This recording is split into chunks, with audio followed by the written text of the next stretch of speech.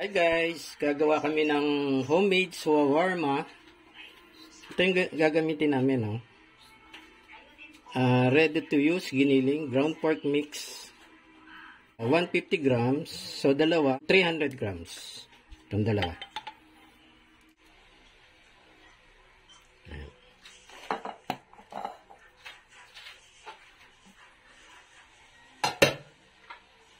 Tapos,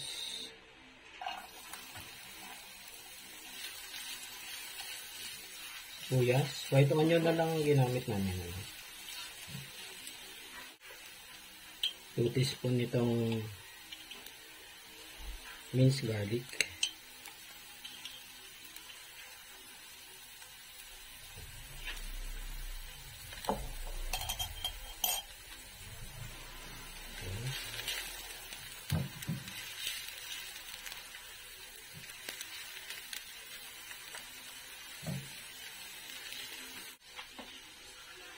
Giniling, ready to use.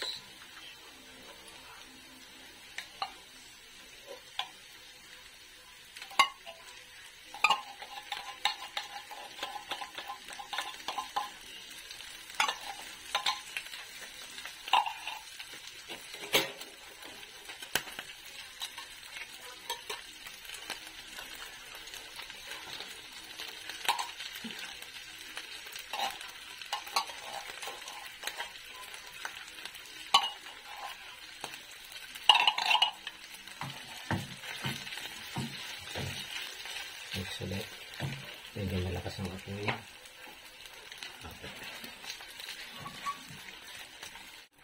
Okay, may timpla pero matabang na lang. Lagyan natin ng 1 tablespoon itong toyo.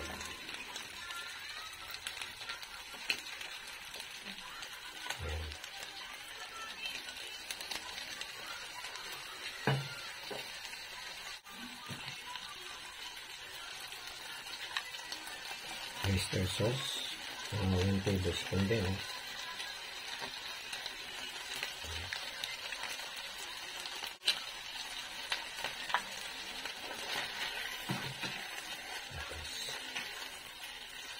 Tuloy lang ang halos. Yan, medyo nagkakakulay na yun.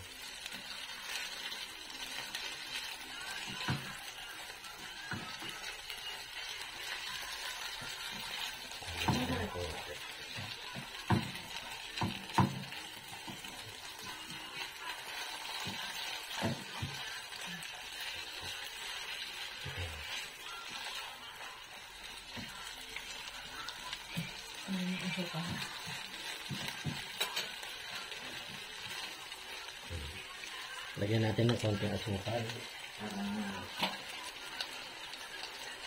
Mabalance yung taste mo.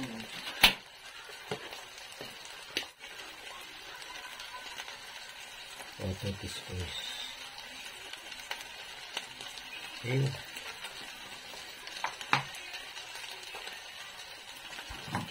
Mekos-mekos. Halo-halo. Okay guys, ready na yung aming filling, no? Fillings namin, no? Try ko na muna. Cook na naman yan, no? Parang ininit lang natin, Nilagyan natin ng konting oyster sauce, tsaka toyo, asukal. Waiting na siya. Gagawa naman kami ng sauce. Dito naman tayo sa guys, sa sauce. Tapos ito 1/4 cup ng ng mayonnaise. Natin, no. Ubusin natin para hindi sayang. Tapos magana tayo ng garlic. Yung garlic natin, iaano ko na lang.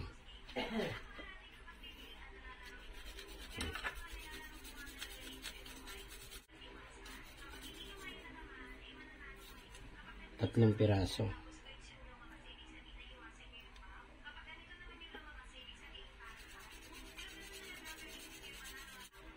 Okay.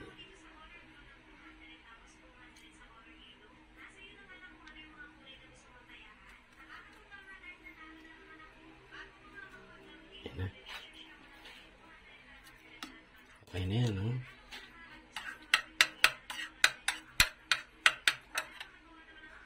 Two tablespoon water.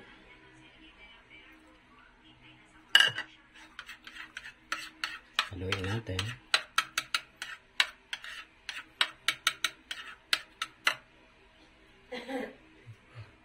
Ito, 1 tablespoon, 1/2 tablespoon vinegar, 1/2 tablespoon ng sugar.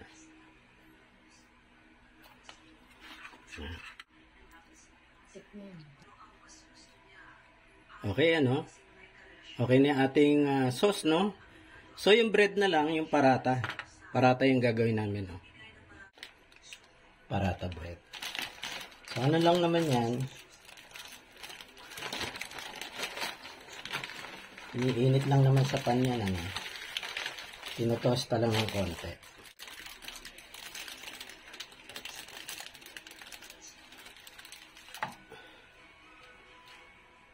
Yan.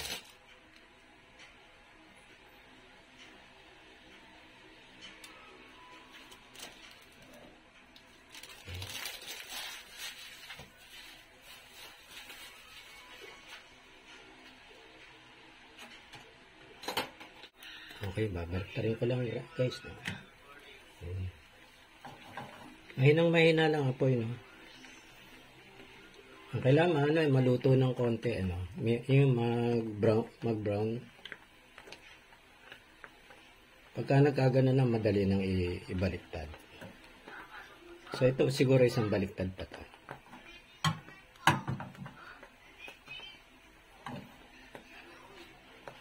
Hawakan ko na lang to. Yan. Yan, ganyan dapat, oh.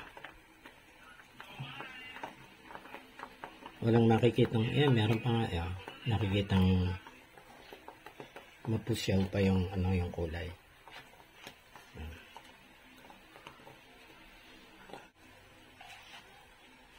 Baliktad ko muna, no? May parang ano tayo. Parang may hilaw na portion. Yan, nag-ano siya, oh. Parang lumulobo.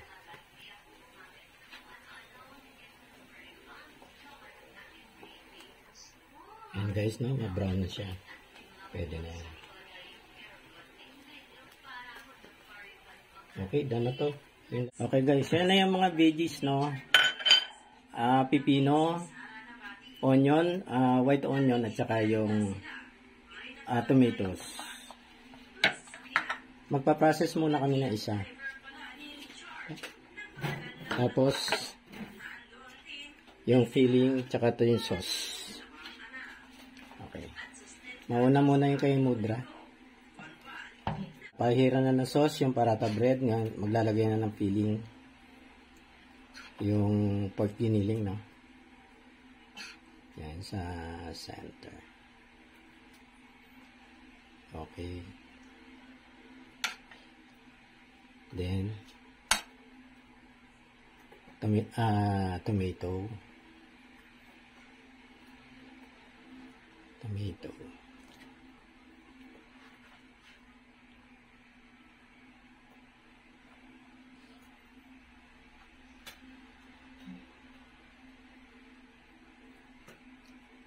Pipino. Kanina naglagay na ng ano, no, ng white onion. Yan, pipino. Tapos sauce ulit.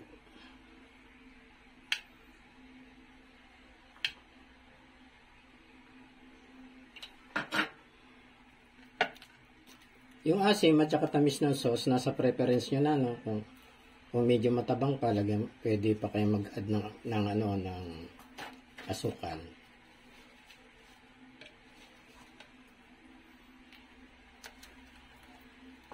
Yan.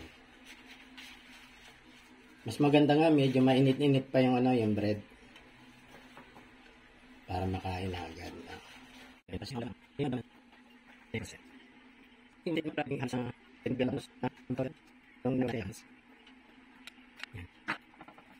Okay. Tapos, malaki ko na yung or then lagyan dito ng buwan. Okay, tapos lasa yung last one, isasap na makina. Nandito na siya. Okay. Sige mo yun.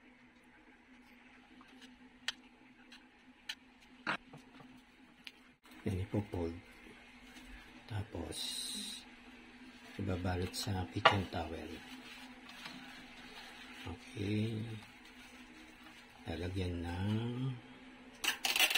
masking tape, scotch tape.